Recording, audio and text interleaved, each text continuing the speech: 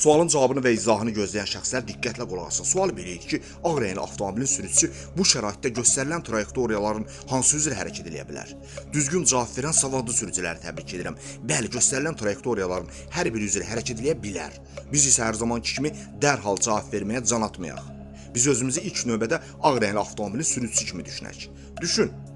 Ağ rəngli avtomobilin sürücüsüsən, yol ayrıcına yaxınlaşıbsan, yol ayrıcı qarşısında svetofor var və aşağıda 414 düzünə sağa məcbur hərəkət nişanı var. Nə edəcəksən? Axı sən sürücüsən, yol hərəkətində iştirak edirsən.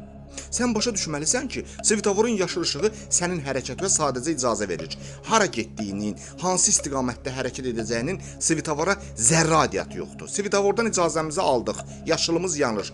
Lakin yol nişanını bilmək lazımdır. Başa düşmək lazımdır ki, bu yol nişanı tam yol ayrıcına yox, yol ayrıcında hərəkət hissələrinin kəsişmə yerinə aiddir. Bax, məsələ buradadır. Kərəm burada zırıldayır. Çünki bəzi sürücülər yol ayrıcı ilə yol ayrıcında olan hərəkət hissələrinin kəsişmə yerini, fərqini bilmir.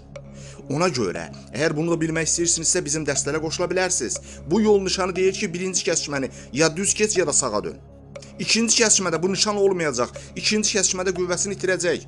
İkinci kəsişmədən isə artıq sola geriyə də dönə bilərik. Sağ olun, sizinlə Mərrəza Məmmədov idi.